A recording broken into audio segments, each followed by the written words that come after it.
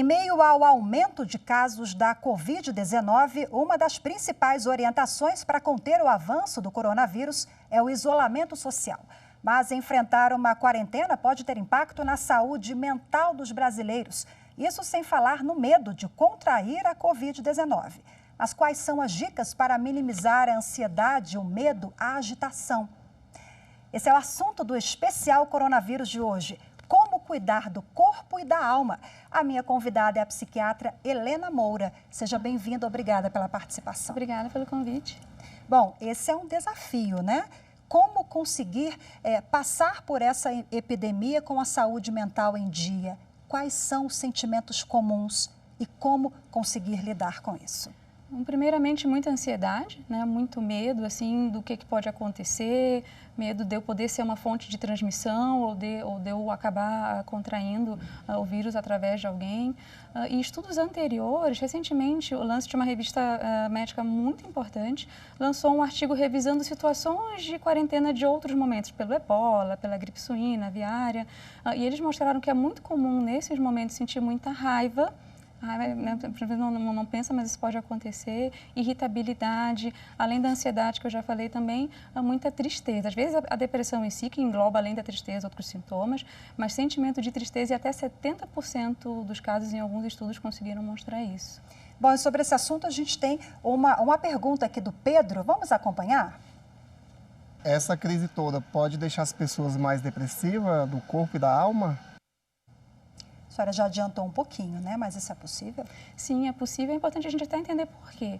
Então, questões que são importantes para a prevenção da depressão, como exercício físico, manter relacionamentos saudáveis, né? Manter o contato com as pessoas, isso tudo acaba ficando prejudicado em períodos de isolamento.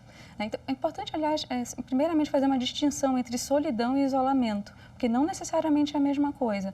A solidão, ela é um sentimento, é uma questão mais subjetiva. Às vezes eu posso estar em meio a pessoas, posso estar numa casa cheia e estar me sentindo solitária porque eu não me sinto acolhida, não me sinto que a interação é boa. O isolamento, ele é físico, eu tenho que estar isolada numa casa, num quarto, ou numa cidade. E isso não necessariamente precisa levar à solidão.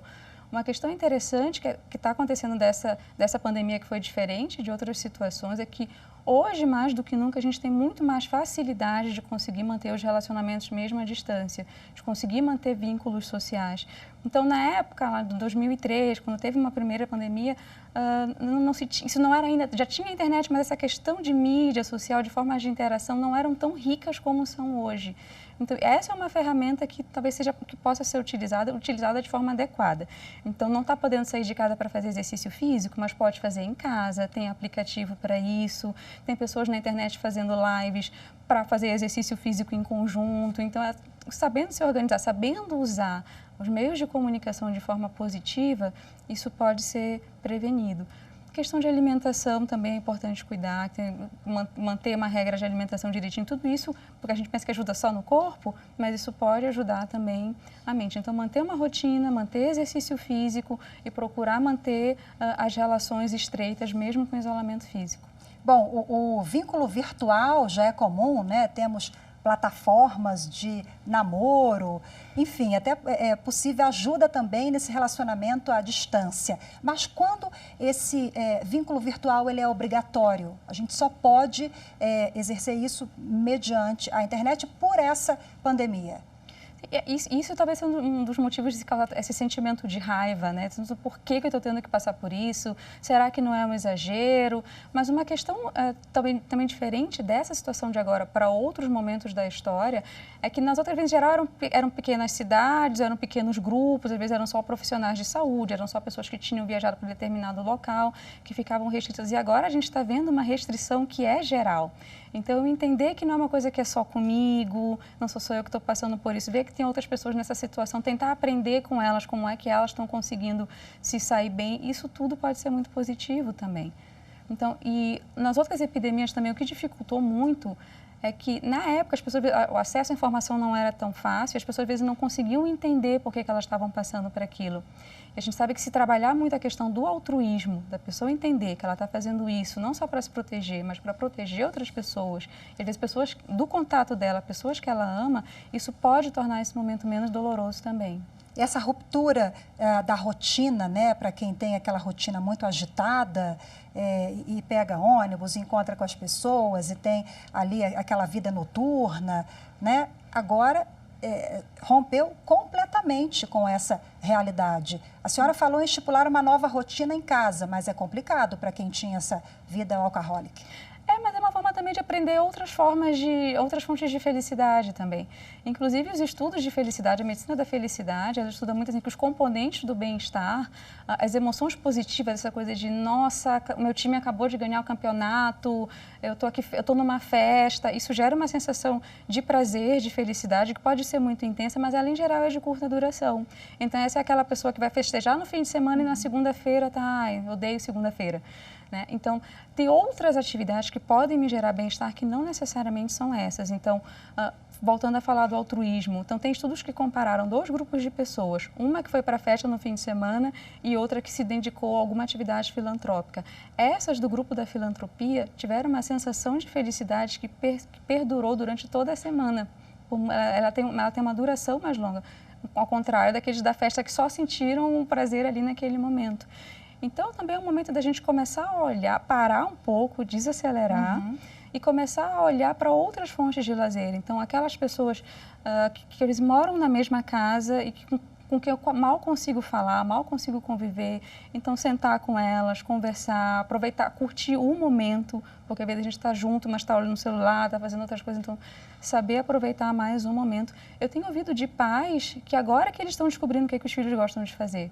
Eles falam, nossa, o que eu vou fazer com meus filhos em casa? Como é que eu vou distrair? Como é que eu vou entreter? Eu disse, não, fica tranquilo que eles mesmos vão te ensinar isso aí.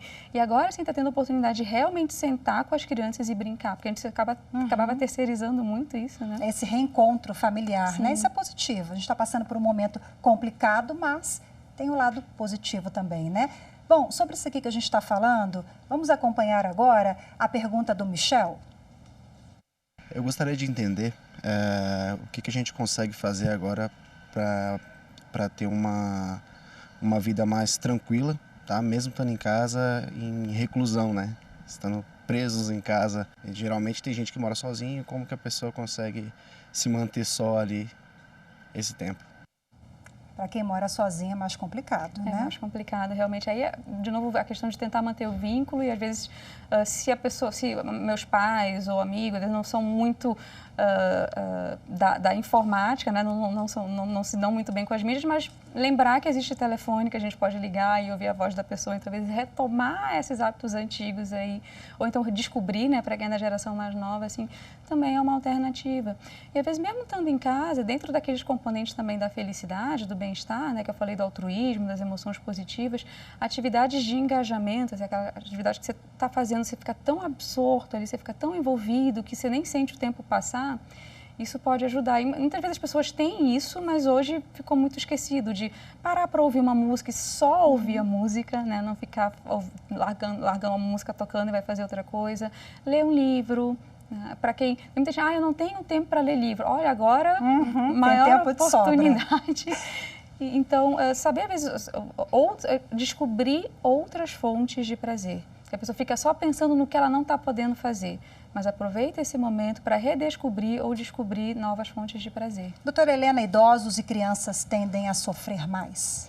Os idosos podem estar sofrendo muito, né? Agora, assim, de início, o interessante de ter se ampliado mais as restrições é ter tirado um pouco esse peso dos idosos, né? Porque estava todo mundo passeando e só os idosos em casa, né? Agora, todo mundo passando pela mesma situação. Então, talvez a dificuldade com tecnologia pode ser algo que atrapalhe, né? Mas aí, de novo, a questão de voltar ao contato, né? A moda antiga.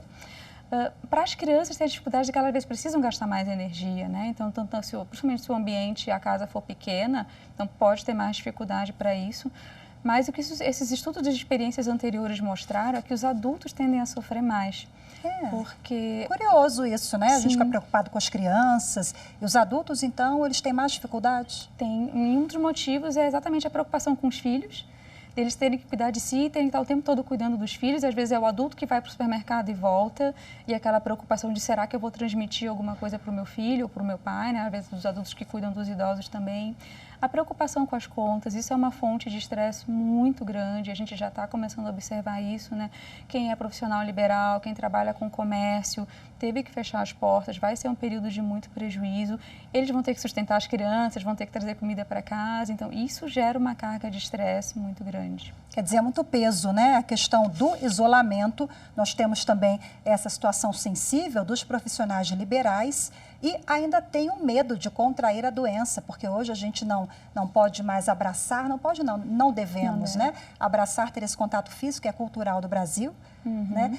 E esse também é um ponto sensível, né? Você ficar com medo excessivo, com pânico de contrair a doença.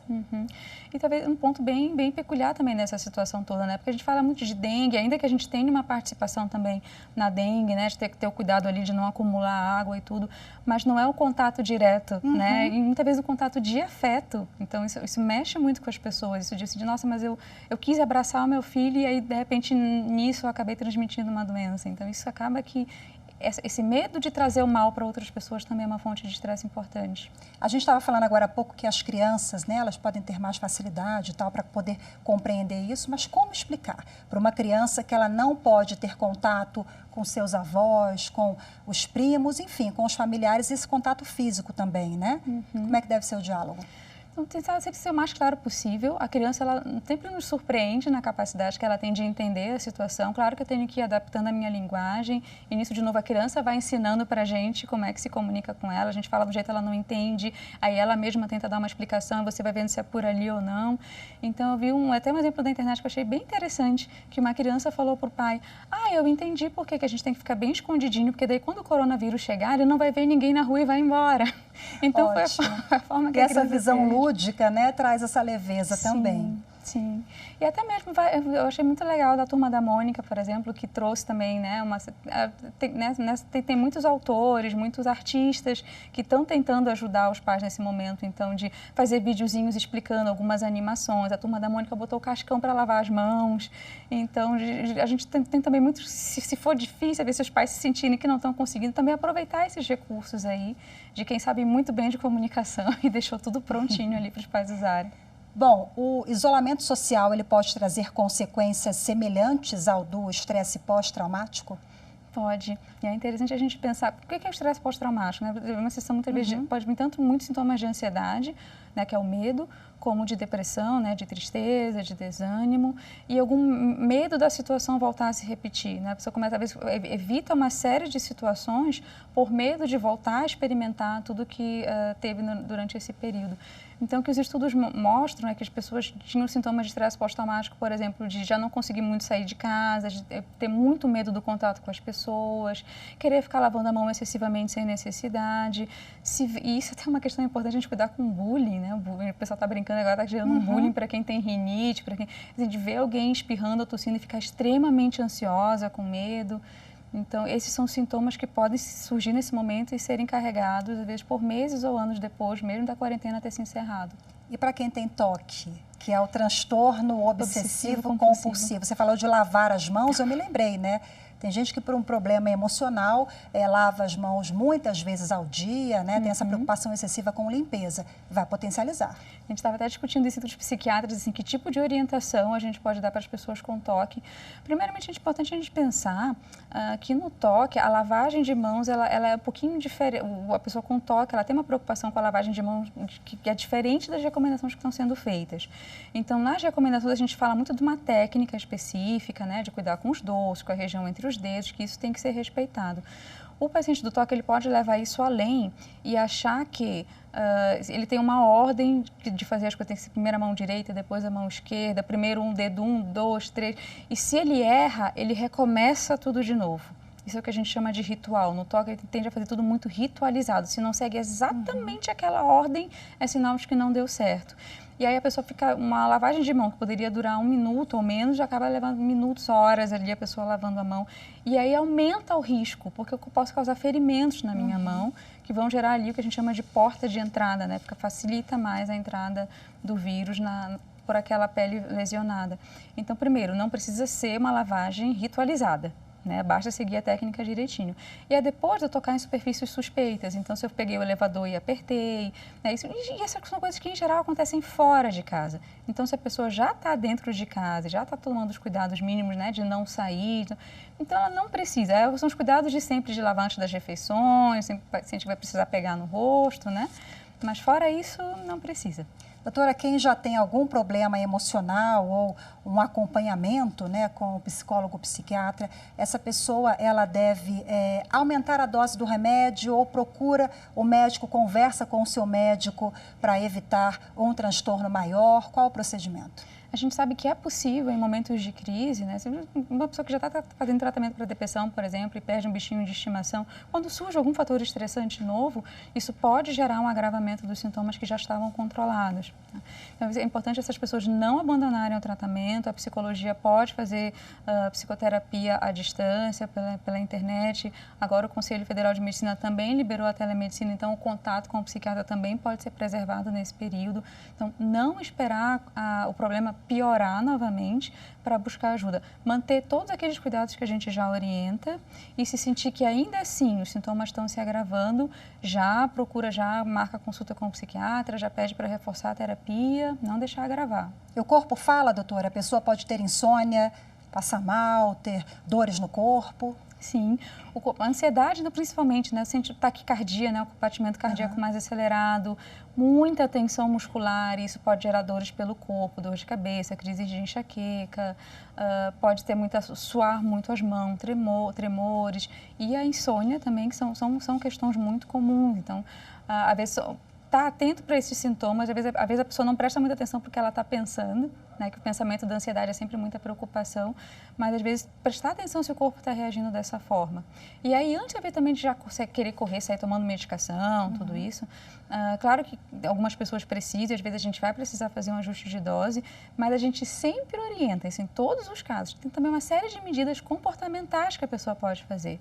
Então, lembrar de técnicas de relaxamento, lembrar de meditação, que hoje também pode ser feito à distância, por aplicativos, por vídeo, o exercício físico que pode ser mantido dentro de casa. Então, essas são medidas comportamentais que ajudam a reduzir a ansiedade também. Quer dizer, as crenças, a religião, tudo isso pode ajudar, né? Até isso estão rezando online, sim. Tudo isso pode ser mantido.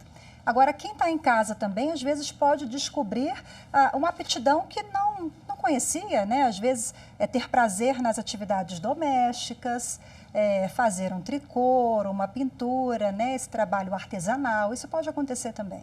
Sim, às vezes são coisas que a pessoa já fazia antes e que, em razão da nossa correria do dia a dia, isso acabou sendo engavetado e que agora é um bom momento de se retirar isso. Mas também é um momento de aprendizado. Né? A gente está vendo aí várias plataformas que estão disponibilizando, a própria Harvard disponibilizou uma série de cursos online, que a pessoa pode aprender uma série de coisas de casa, pode aproveitar o que tem de ingredientes, ser criativo, inventar novas receitas, né? Então, é um período que pode ser usado de forma muito positiva. Mas uma orientação que é importante, porque quando a pessoa está em casa, parece que tem muito tempo livre, ela acaba muitas vezes mais procrastinando do que produzindo. Então, é muito importante ter uma rotina, então, manter rotina. Então, se a pessoa manter o mesmo horário que costumava acordar para ir trabalhar, tomar o café, trocar de roupa, não ficar trabalhando de camisola de pijama, o dia inteiro. Então troca de roupa, né? Pode não ser, né, a roupa, o terno, a gravata, mas uma roupa minimamente assim, né, de quem vai ter que trabalhar ainda aqui de casa, porque isso meio que manda uma mensagem para o meu cérebro de, está na hora de funcionar. Né? Então, se eu fico ali de pijama, o cérebro meio que entende que não, hoje é domingo, hoje é dia de ficar relaxando. Então, manter horários, manter a rotina. E aí também um cuidado que a gente tem que ter, principalmente quando moram várias pessoas juntas, de um também preservar o espaço do outro, de não ficar invadindo. Então, agora é o horário que minha esposa ou meu marido está trabalhando, tem o horário de home office dele, então eu não vou ficar toda hora batendo na porta do quarto, eu não vou ligar a música alta. Né? Então, preservar um pouquinho a intimidade, isso é muito importante para diminuir os conflitos entre as pessoas que estão ali quarentenadas juntas. E como perceber que a pessoa precisa de ajuda? E está ali ficando depressiva, está passando um pouquinho do limite na tristeza.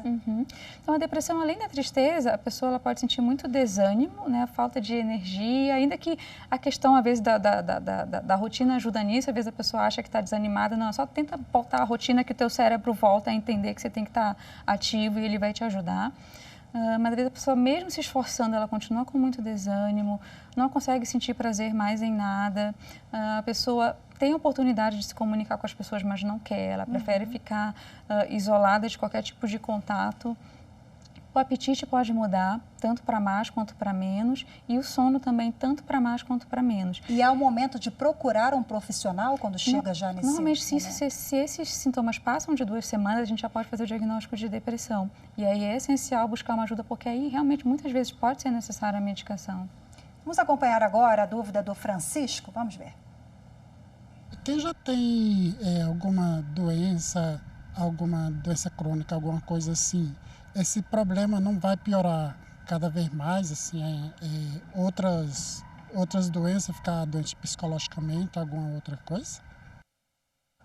Bom, doutora, a gente tem essa questão também da saúde emocional, mas e aí, quem já tem pressão alta, por exemplo, diabetes, tem algum impacto? Pode ter?